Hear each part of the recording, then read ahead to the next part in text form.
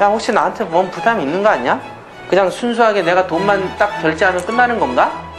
요거에 대한 고민하는 게 권리 분석 시간입니다. 그러니까 권리 분석의 뜻을 아시겠죠? 그걸 뭐 어렵게 뭐 어쩌고저쩌고 할 필요가 없어요. 그냥 야, 내가 낙찰을 받고 나서 문제 없는 거야? 요게 권리 분석의 목적입니다. 그러니까 문제가 있다 없다만 알면 되는 거죠. 그러니까 쉽습니다. 그래서 자, 권리 분석의 목적은 분명히 기억해 놓으십시오. 낙찰 받고 나서 내가 물어줄 게 있는 거야? 추가 부담이 조금 있는 거야? 없는 거야? 뭐 이 정도. 법적 제한이 있는 거야? 위법 건축물이래 요거. 그러면 요거를 샀을 때 어떤 법적 제한이 있을까? 그런 거에 대한 고민들이죠.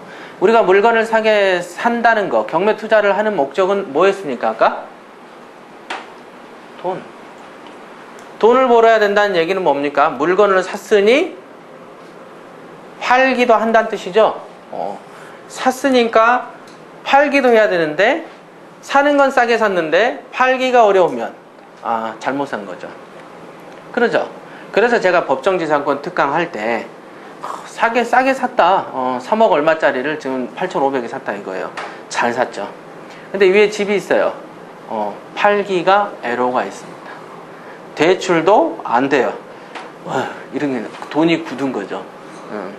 그런데 돈이 그나마 많이 벌어놔서 굳은 건 다행이지만, 야, 이거를 만약에 어디 이상한 데 투자해놨다가 돈도 못 벌고 돈도 빠져나오지도 못하는 그런 경우가 어떤 겁니까? 기획부동산에 8부 능선에 나무가 그냥 촘촘해서 사람도 들어가기 어려운 이런 자리에 땅 사다 놓고 또는 뭐 몇만 평 되는데 서로 짜게 가지고 갖고 있잖아요. 이런 거 사놓으면 통일된 이후에도 안 팔려. 안 팔립니다. 안 팔려요. 사놓으면 저건 지옥이죠. 지옥 바로. 그런데 이제 저 같은 경우는 그 인근이 이제 발전 가능성이 있고 당연히 저층 단독을 샀으니까 그거는 사도 되긴 합니다. 하지만 왜 제가 이런 사례로 법정지상권 별무용론을 제기하냐면 돈이 500억이나 100억쯤 있으면 사도 된다니까요. 딸랑 몇 억 있는 입장에서, 아니면 심지어 몇천 있는 입장에서 그런 거 하나 사놓으면 이제 손가락 빨고 앉아 있어야 돼. 언제 팔리냐 계속 달력만 보면서 체크 X 이러고 있어야 된다니까요. 그러면은 뭐예요? 경매로 돈을 버는 데 있어서는 횟수를 어떻게 해야 된다? 횟수를 업을 시켜야 되고, 횟수가 업이 된다는 거는 개수가 늘어난다는 얘기입니다. 사람들은 횟수가 업이 된다니까 야, 하나 사고 하나 팔고 또 하나 사고 하나 팔고 횟수 한 번 두 번 세 번, 이게 아니에요. 이렇게 안 됩니다. 요런 건 소설이죠. 소설. 요런 개는 안 되더라. 근데 이제 여러분들이 가끔 시장에서 보는 책들은 다 소설이 저렇게 되잖아요. 뭐 얼마나 싸게 팔았든지 30만 원 가지고 뭐 몇십억 벌었다. 장난하냐고. 장난합니까? 하나 팔면 1년 안에 보유하면 50%.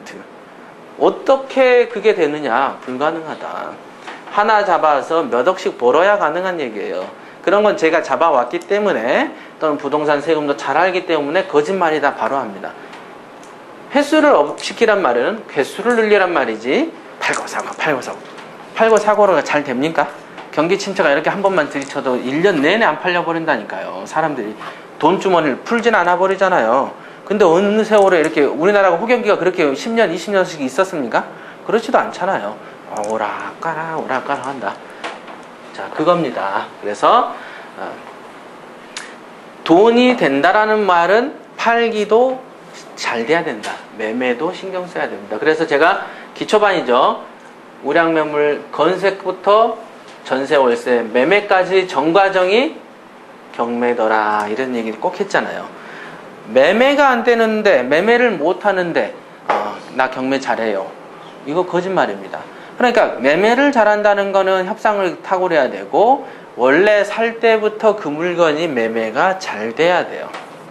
원래 살 때부터. 그럼 제가 싸게 산 물건들은 그러면 어디 뭐 시골에 섬마을에 있는 거고 남들이 경쟁률이 낮은 데니까 그런 데를 사십니까? 아닙니다.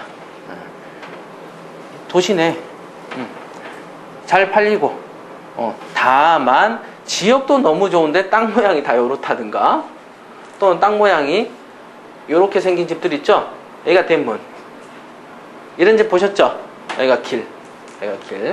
대문 있고, 이렇게 쭉 들어가서 여기 집이 이렇게 있는 집. 여기도 여기가 대문, 여기가 길.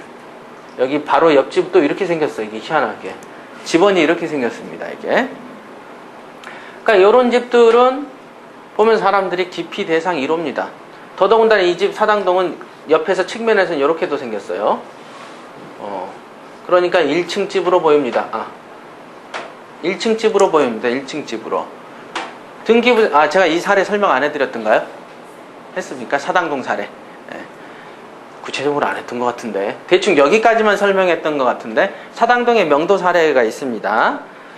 그러면 여기가 1층이고 여기가 2층이더라 이거죠. 등기부 상에.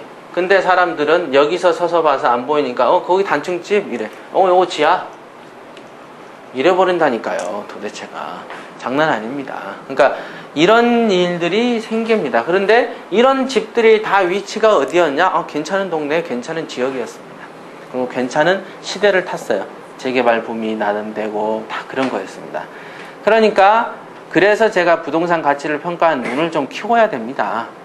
렌즈를 바꾸세요. 그래서 제가 책에 뭐라고 썼습니까? 현미경은 세균볼트 쓰죠. 멀리 있는 우주를 볼 때는 망원경을 봅니다. 그러니까 목적에 따라서 렌즈를 갈듯이 우리가 우량 물건을 발견하려면 그에 맞는 렌즈를 바꿔줘야 됩니다. 그냥 렌즈 바꾸세요 못 알아들으니까 현미경하고 망원경 비율을 들어놓은 거죠. 자기가 필요에 따라서 거기에 맞는 렌즈를 껴야 됩니다. 아시겠죠? 그런 겁니다. 그런 거죠. 지금 오늘은 오리엔테이션이니까 이렇게 곁다리만 살살 주물러 주는 걸로 합니다. 자, 그래서 이 등기부 분석 다음에 배당을 조금 할 거고요.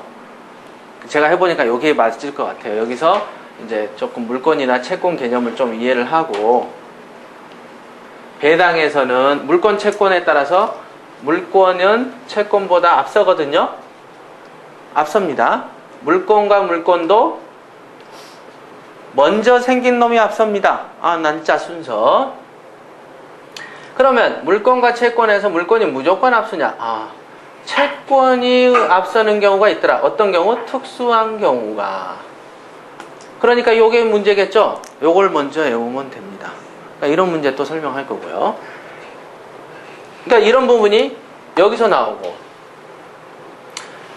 여기서 배웠으니까 배당에서 잠깐만 응용하면 이렇게 됩니다.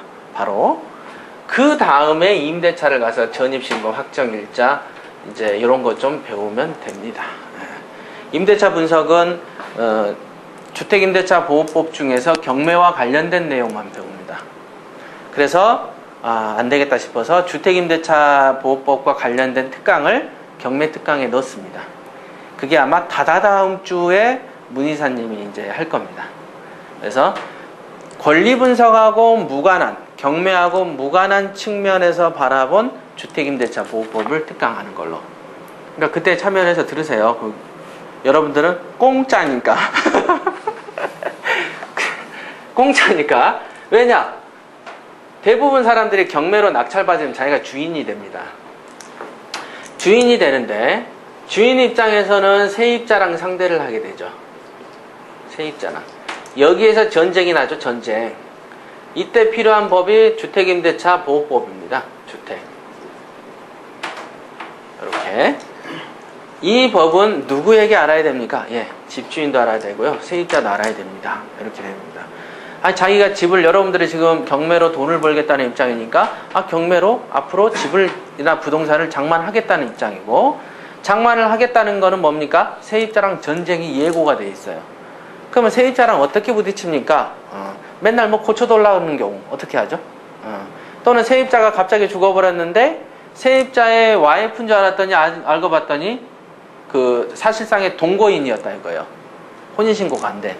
그래서 돈을 딱 내주려고 했더니 갑자기 죽은 남자의 엄마가 와가지고 야, 그 돈 나한테 줘야 돼. 나가 상속인이야. 이런다 이거죠.